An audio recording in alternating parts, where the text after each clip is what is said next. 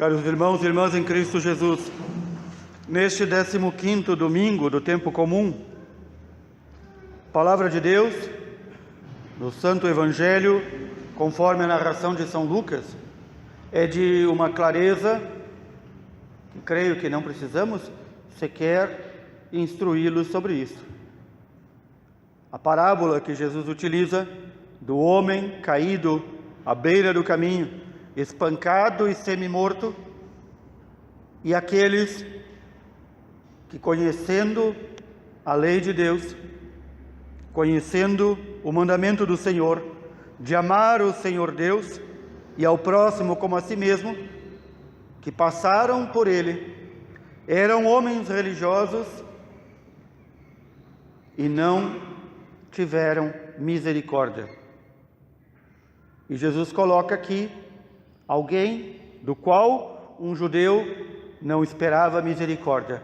Alguém de uma raça odiada pelos judeus, um samaritano.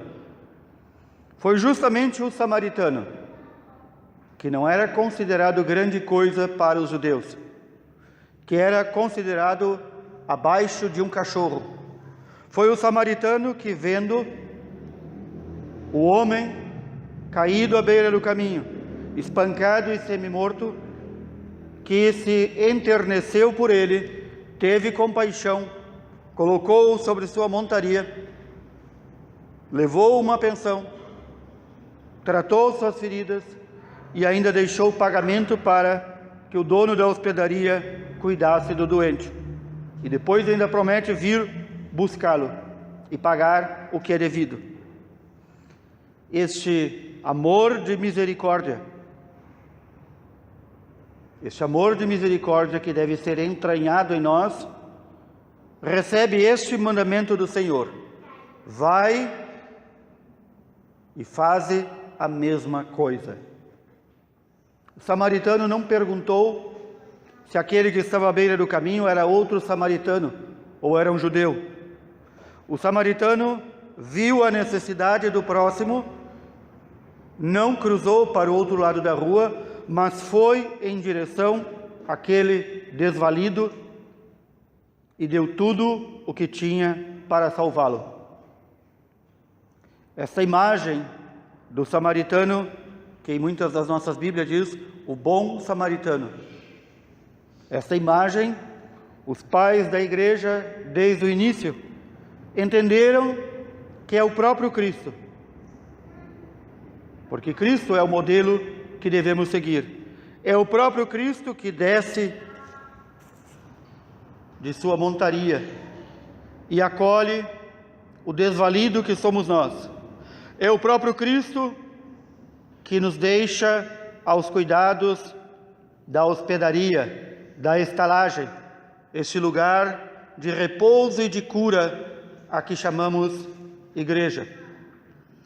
É o próprio Cristo que, além de desfazer-se da montaria para colocar nela o doente, o espancado, o semi-morto, nós, também dá de si tudo o que tem, dá a sua vida, derrama sobre as feridas o óleo e o vinho para curá-las. Quantas vezes o Senhor precisa nos ungir e nos alimentar para que nós não fiquemos semi-mortos pelo caminho. E é na igreja que o Senhor nos deixa para sermos alimentados e curados, para que possamos descansar. Por isso, São Paulo vai nos dizer hoje que Cristo, que é o princípio de tudo, o primeiro dentre os mortos que ressuscitou, o primeiro que tem a ordem sobre todas as coisas e que existe antes de todas as coisas, e todas as coisas foram feitas por meio dele e para ele. Este mesmo Cristo quer nos levar à plenitude da vida. Ele não nos quer semi-mortos. Ele não nos quer que tenhamos uma vida meia boca, uma vida espiritual de faz de conta, uma vida humana, terrena, de faz de conta. Ele que nos sustenta, até mesmo a nossa existência, Ele veio para reconciliar consigo todos os seres, os que estão na terra e no céu, e realizou esta paz pelo seu sangue na cruz.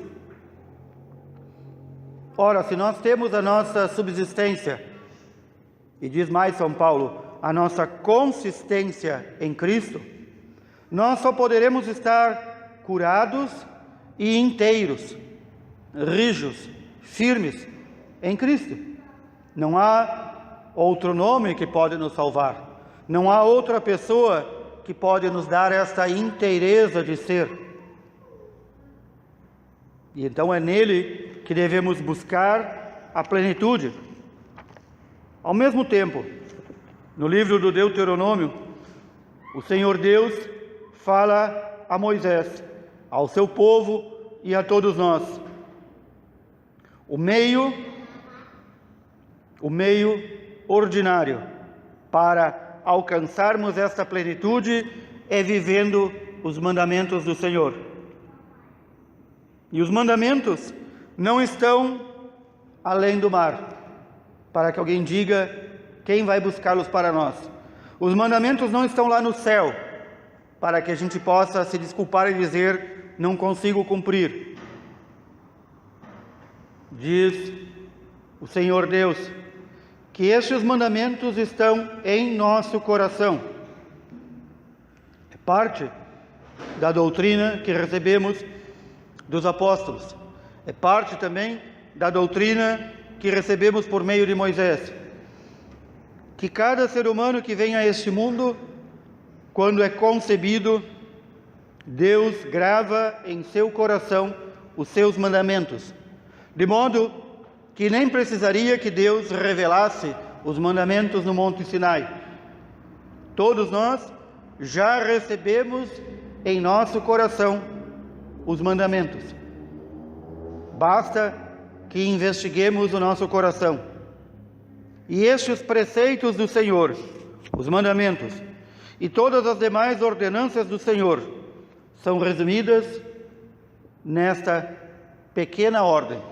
Amarás o Senhor teu Deus de todo o teu coração e com toda a tua alma, com toda a tua força e com toda a tua inteligência, e ao teu próximo como a ti mesmo.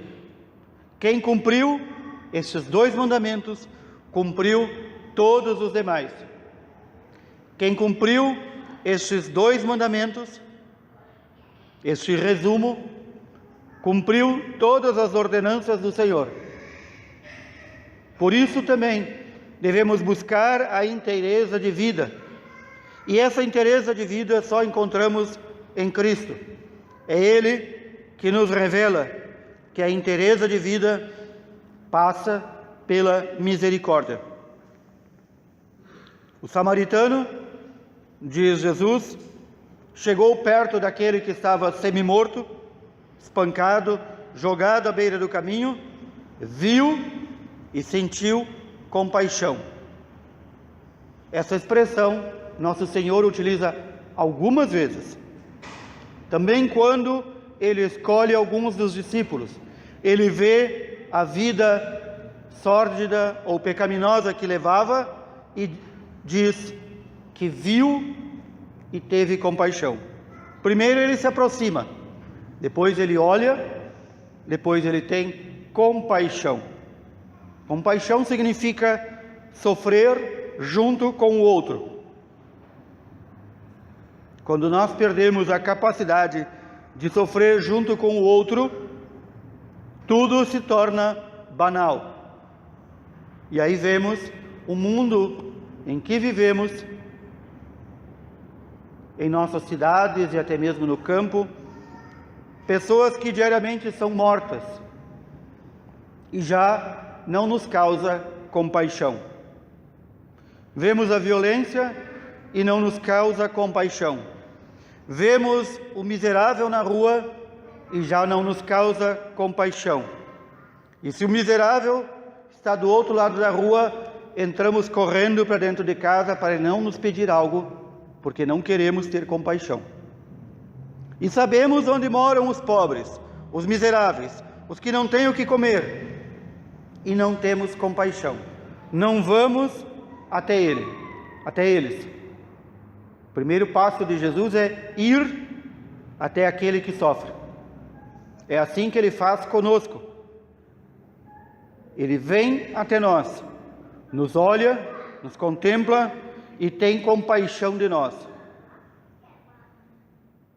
É nossa tarefa também, se queremos ser homens e mulheres inteiros diante do Senhor, pedir esta graça da compaixão para mudarmos também este mundo em que vivemos. Se nós nos recordamos bem, quando o Senhor diz quais são os critérios pelos quais nos vai julgar, todos os critérios estão relacionados ao fato daqueles momentos em que tivemos compaixão por algum sofredor. Aquele que tem fome, sede, frio, preso, desterrado, desvalido. Quando temos compaixão por estes e exercemos a caridade para com eles, então estamos fazendo ao próprio Senhor. A compaixão não é uma coisa articulada, não é um programa social, não é um programa de governo.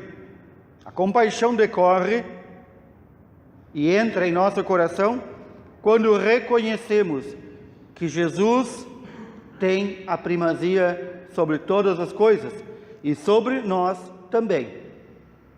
E que se Ele é a cabeça da igreja e eu e nós somos o corpo da igreja, então esse corpo não pode fazer algo diferente do que a cabeça manda fazer, porque quem manda no corpo deve ser a cabeça. Quando nós, como igreja, estamos tão preocupados com ideologias, ambientalismos, agendas políticas, agendas de governos, agenda da ONU, nós nos esquecemos de que não temos outra cabeça a não ser Cristo. Não são governos que passam que devem nos governar. A nossa caridade não deve decorrer de um programa de governo ou de um programa pastoral. A nossa caridade deve provir de uma profunda compaixão que sentimos.